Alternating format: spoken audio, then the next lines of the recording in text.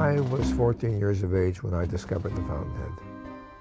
My sister had been reading it and she left it on the table, and I picked it up and I read it, and within 2 sentences I felt hypnotized. That I have no other way to explain it, but I had the sense of an instantaneous, deep, I'll even say spiritual connection with the author of this book. A few years ago, I decided to take a walk through town, and they had a bookstore there. So like all authors are curious to know, do they got any of my books out there? I went there. I no longer remember whether they got any of my book or not, because I was so stunned when I saw they had a stack about a yard long, if not longer, of Ayn Rand books, fiction and nonfiction. And the manager came over, and she could see that I had some interest in this. And I said, "Hi, let me ask you a question. Is this normal to have this? I see you really carry a lot of Rand here." And I'm a great admirer myself, but does this have any particular significance? And she said, "Yes, a whole new generation has just discovered Ayn Rand. And every few years, there's a new wave." Ayn gave a sense of human possibility that was exactly what they were not getting at home or in their culture, young people, that is to say. She gave people the sense that they could be effective, that if they would persevere, stick by your standards, work hard, you can achieve something that you will be proud of. Find that part in you. Find, she would say, the hero in your own soul, and work toward that.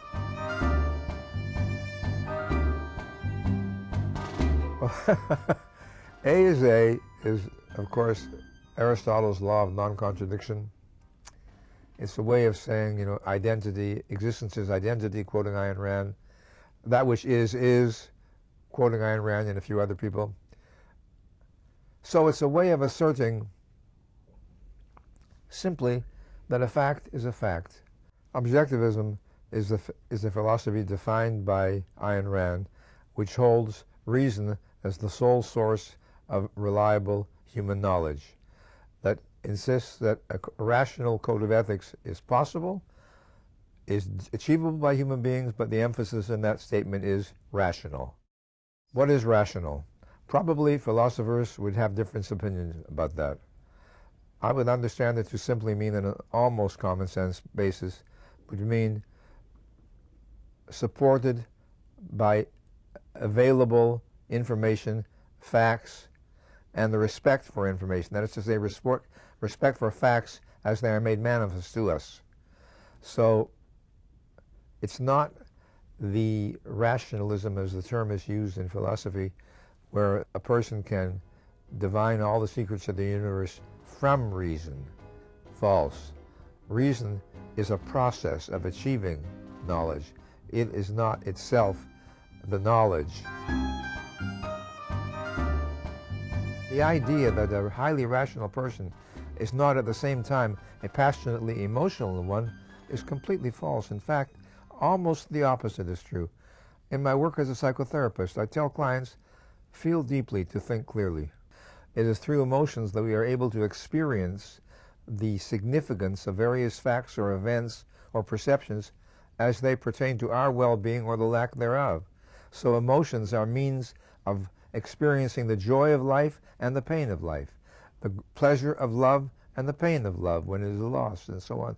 My point being that when we give up our defenses and our pretenses and our worry about how people will perceive us or interpret into what we've just said, if we are willing just to be simple and uncomplicated, or put it out when it's relevant to express one's thoughts or feelings, then you have a mind you can talk to.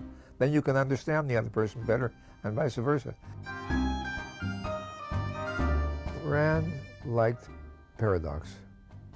She enjoyed saying things that she thought would shock or surprise a little. But she thought it was funny to call this group of alleged individualists the collective. She thought it was funny because it was a paradox. At a party in my home, we had a small dinner party among the guests with Mike Wallace. Ayn, at a certain point in the evening, was trying to explain to the people there why she did not regard the Soviet Union as a serious military threat to the United States. And they were kind of surprised at that. And she said, look, it's almost impossible for an American to understand the level of incompetence which is the norm in a communist society. End of story. With regard to drugs in general, Rand would have been opposed to the recreational use of drugs. She would also be opposed to the government arrogating to itself the right to make it illegal.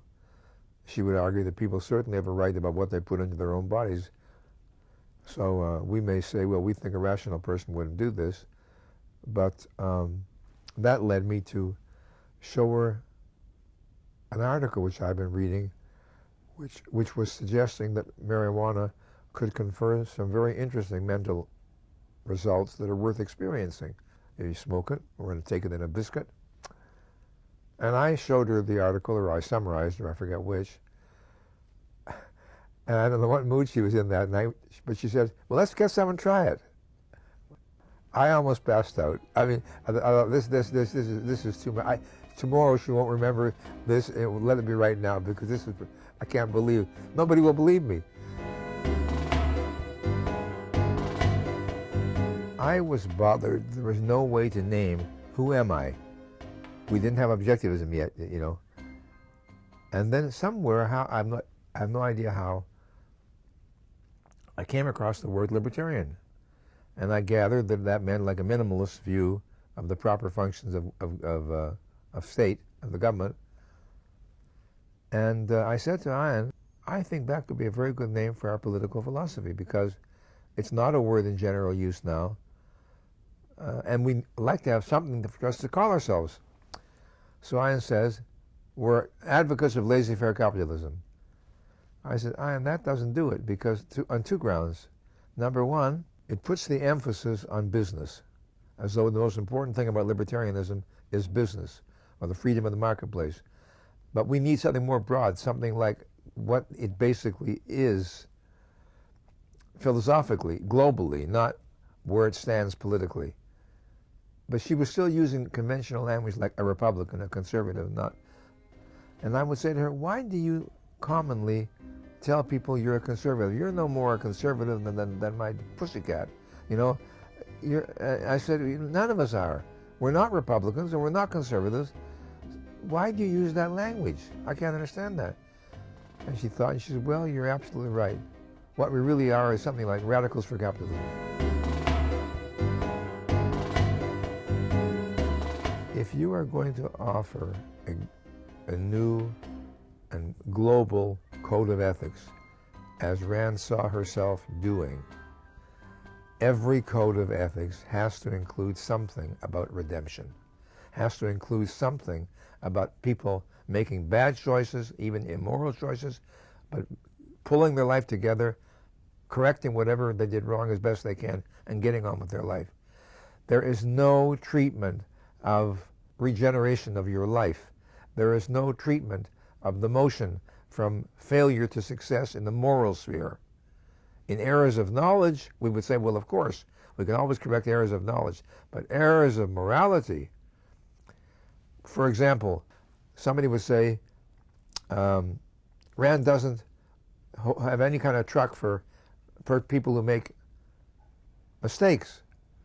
And another person there says, well, that's not true. Yes, you did. Look at Hank Rearden in Atlas Shrugged. He made mistakes. I said, yeah, but they were not moral errors. They were errors of knowledge. And he was willing to pay the full price for those errors. But we're not talking about errors of knowledge. We're talking about errors of morality. That would have been such a great thing to put into that novel.